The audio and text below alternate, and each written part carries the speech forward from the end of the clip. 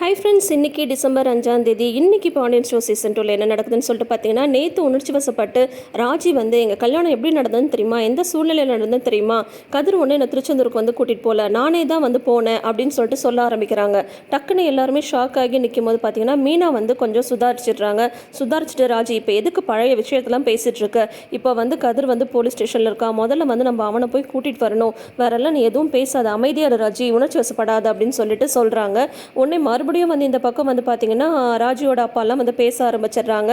உன் பையனுக்கு இதே தான் சொல்லி கொடுத்து வளர்த்துருக்கியா, எப்போ பார்த்தாலும் வந்து பொண்ணை கடத்திட்டு போய் இது பண்ணுறது தான் வேலையா, நல்ல வருமானத்துக்கு வந்து வழியை வந்து தெரிஞ்சு வச்சுருக்கீங்க அப்படி இப்படின்னு சொல்லிட்டு பேசவும் கோமதி வந்து ரொம்ப மனசு உடைஞ்சு போயிடுறாங்க.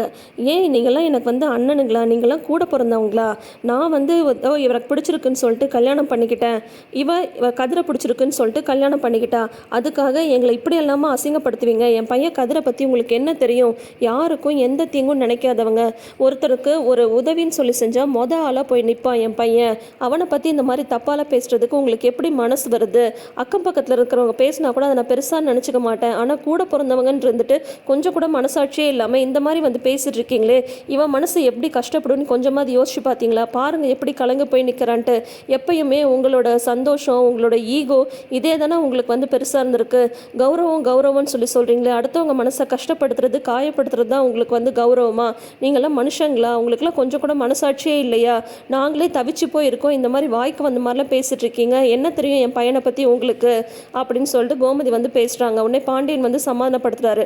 கோமதி விடு, இவங்களை பற்றியெல்லாம் என்ன தெரிஞ்ச விஷயம் தானே, என் பையன் எந்த தப்பும் பண்ணலான்னு சொல்லிட்டு அவனை வெளியே எடுக்காமல் நான் வந்து விட மாட்டேன், அப்போ தெரியும் உங்களுக்கு எல்லாமே, அவன் மேலே எந்த தப்பும் இல்லைன்னு நான் நிரூபித்து காட்டுறேன், அப்போ உங்கள் முகத்தை நீங்கள் எங்கே வச்சுக்கிறீங்க பார்க்கலாம் அப்படின்னு சொல்லிட்டு, செந்தில் நீ வாடா நம்ம போய் வக்கீலை பார்த்துட்டு வரலாம் அப்படின்னு சொல்லிட்டு கிளம்புறாங்க.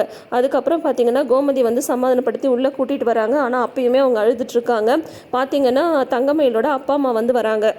விஷயத்தை கேள்விப்பட்டு பதறி அடிச்சுட்டு வந்தோம் சம்மந்தி, நீங்கள் ஒன்றும் கவலைப்படாதீங்க, சின்ன தம்பிக்கு வந்து எதுவும் ஆகாது, கதிர் மாப்பிள்ள அந்த மாதிரிலாம் எந்த தப்பும் பண்ணியிருக்க மாட்டார், ஏதோ பொல்லாத நேரம் இந்த மாதிரி வந்து நடந்திருக்கு, அவங்கள எப்படியாவது வந்து வெளியில் கூட்டிகிட்டு வந்துடலாம் அப்படின்னு சொல்கிறாங்க.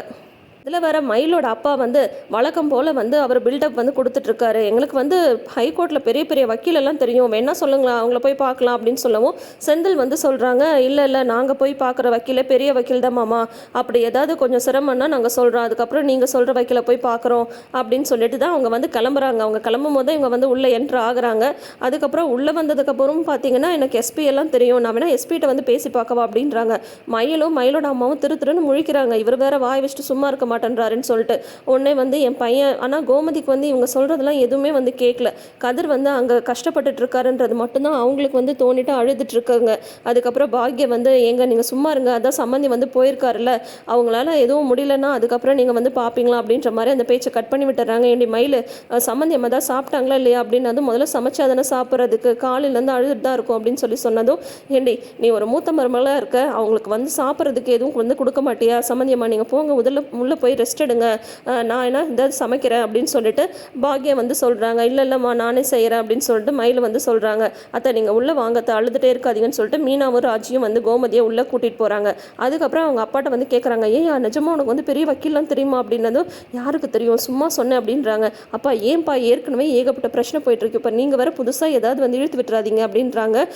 எஸ்பியை தெரியும்னு சொல்கிறியே, சம்மந்தி அம்மா வந்து சரி அப்படின்னு சொல்லியிருந்தா நீ எந்த எஸ்பியை போய் பார்த்துருப்ப அப்படின்னு சொல்லிட்டு திட்டுறாங்க. கொஞ்சம் தயவு செஞ்சு பேசாம இரு அப்படின்னு சொல்லிட்டு இருக்காங்க. முதல்ல வந்து ஜாதகம் பார்க்கணும், 1க்கு 2 தடவை இந்த மாதிரி போலீஸ் வந்து வீட்டுக்குள்ளே வந்துட்டு போயிடுச்சு, யாருக்கு நேரம் சரியில்லைன்னு பார்க்கணும் அப்படின்ற மாதிரி இவங்க வந்து சொல்லிட்டு இருக்காங்க. அங்கே வந்து பாண்டியன் வந்து போலீஸ் ஸ்டேஷன் வந்து போகிறாங்க இல்லையா, வக்கீலோடு வந்து போனால் வந்து கதிர் எங்கே அப்படின்னு சொல்லிட்டு பார்க்குறாங்க. கதிர் வந்து செல்லில் வந்து இல்லை. அப்புறம் இன்ஸ்பெக்டர்கிட்ட வந்து கேட்கும்போது வந்து பார்த்தீங்கன்னா, யாரை எங்கே வைக்கணும் எங்கே கூட்டிகிட்டு போகணும்ல எங்களுக்கு வந்து நல்லா தெரியும், அவனை வந்து இங்கே வச்செல்லாம் விசாரிக்க முடியாது, எஃப்ஐஆர் வந்து போட்டாச்சு, அதனால் வந்து நாங்கள் வந்து ரிமாண்ட் எடுக்க போகிறோம் அப்படின்னு சொல்கிறாங்க. அப்புறம் வக்கீல் வந்து பேசி பார்க்குறாங்க, இல்லைங்க எஃப்ஐஆர்லாம் போட்டாச்சு, நீங்கள் இனிமேல் எதுனாலும் நீங்கள் வந்து கோர்ட்டில் தான் பேசிக்கணும் அப்படின்ற மாதிரி சொல்லிடுறாங்க. உடனே பாண்டியன்ட்ட வந்து வக்கீல் சொல்கிறாங்க, கேஸ் வந்து ரொம்ப ஸ்ட்ராங்காக இருக்குது, இப்போ அந்த பொண்ணு எங்கன்னு சொல்லிட்டு நம்ம கண்டுபிடிச்சே ஆகணும், அப்போ தான் வந்து கதிரை வந்து வெளியில் எடுக்க முடியும் அப்படின்ற மாதிரி வந்து வக்கீல் வந்து சொல்லிட்டு இருக்காங்க. இவங்க வந்து வக்கீல்கிட்ட பேசிகிட்டு இருக்கும்போது வந்து பார்த்தீங்கன்னா கரெக்டாக அங்கே வந்து சக்திவேல் வந்து வராரு வேணும்னே. அவருக்கு வந்து அந்த இன்ஸ்பெக்டர் வந்து தெரிஞ்சவர் போல், போலீஸ் ஸ்டேஷனில் வச்சு பாண்டியன் குடும்பத்தை அசிங்கப்படுத்தணுன்றதுக்காகவே அவர் வந்து வந்திருக்காரு. வந்ததுமே இன்ஸ்பெக்டர்கிட்ட வந்து நல்லா விசாரிச்சுட்டு நீங்க ஒரத்தநாடுலேருந்து ட்ரான்ஸ்ஃபர் ஆயிட்டு வந்துட்டீங்கன்னு சொன்னதுமே நான் வந்து பார்க்கணும்னு நெனச்சேன். ஆனா இப்ப தான் வந்து நேரம் கிடைச்சது. என்ன ஏதாவது சிக்கலா? அப்படின்னு சொல்லிட்டு வந்து கேட்குறாங்க. உடனே வந்து ஆமா பொண்ணு கடத்தல் விஷயம் அப்படின்னு சொல்றாங்க.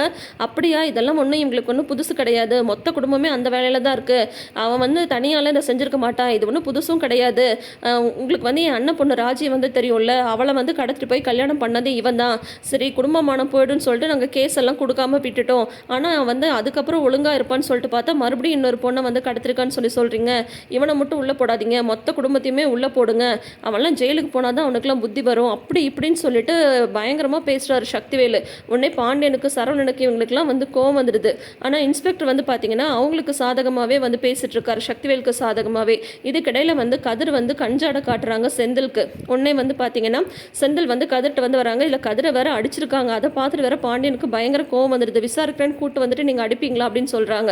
நீங்க எந்த கேஸை எப்படி விசாரிக்கணும்னு எனக்கு தெரியும் அப்படின்ற மாதிரி இங்கே போயிட்டு இருக்கும்போது கதிர் வந்து செந்தில்கிட்ட வந்து சொல்கிறாரு, அண்ணன் இவங்க வந்து என்ன அடிக்கிறதுலையும் என்ன வந்து உண்மையை ஒத்துக்க வைக்கிறதுல தான் குறியாக இருக்காங்க. ஆனால் போலீஸ் வந்து அந்த பொண்ணு எங்கன்னு சொல்லிட்டு கண்டுபிடிக்க முயற்சி பண்ண மாதிரியே தெரியல. இவங்களுக்கான ஏதோ விஷயம் தெரிஞ்சிருக்குன்னு எனக்கு தோணுது. நான் சொல்கிற மாதிரி செய்யணும் அப்படின்னு சொல்லிட்டு அவர் ஏதோ ஒரு ஐடியா வந்து கொடுக்குறாரு. உடனே செந்திலும் சரி அப்படின்னு சொல்லிட்டு அப்பா நம்ம கிளம்பலாம்ப்பா, நம்ம வந்து இங்கே இருக்க மேலே மேலே கதிருக்கு தான் பிரச்சனையாகும் அப்படின்னு சொல்லிட்டு அவங்கள வந்து அங்கே இருக்கவும் விட மாட்டேன்றாங்க. அவங்க வந்து கிளம்பிடுறாங்க. இந்த சக்திவேல் வந்து உன் பையன் எப்படி வரான்னு நான் பார்க்குறேன் அப்படின்னு சொல்லிட்டு அவர் வேற சவால் விட்டுட்டு போகிறாங்க. அதுக்கப்புறம் வந்து பாண்டியனையும் பழனியும் வந்து வீட்டுக்கு கிளம்ப சொல்லி கட்டாயப்படுத்துகிறாங்க. இந்த மாதிரி கதிரை வந்து நம்ம இங்கே எப்படியே விட்டுட்டு போக முடியும் அப்படின்னு சொல்லிட்டு பாண்டியன் வந்து கேட்கும்போது, இல்லைப்பா இப்போ வந்து நம்மளை பார்க்கவும் விட மாட்டாங்க, அதனால் நீங்கள் வீட்டுக்கு போங்க, நானும் அண்ணனும் ஒரு இடத்துக்கு போயிட்டு வரோம் அப்படின்னு சொல்லிட்டு சொல்கிறாங்க. அப்புறம் வந்து அவங்க போனதுக்கப்புறம் சரவணன் வந்து அழறாங்க. உடனே செந்தில் வந்து சமாதானப்படுத்துகிறாங்க, அண்ணா அழாதனை, வந்து கதிரை சொல்கிறது வந்து அவங்க கேட்கவே மாட்டேன்றாங்களா, அந்த பொண்ணை தேடுறதுலையும் அவங்க வந்து ஈடுபட மாட்டேன், அதனால நாம தானே எப்படியாவது தேடி கண்டுபிடிக்கணும் அப்படின்னு சொல்லிட்டு இவங்க பேசிட்டு இருக்காங்க. இதுல வந்து அந்த பொண்ணோட அப்பா வேற பாண்டியன் குடும்பத்துக்கு சாபம் விட்டு போறாரு.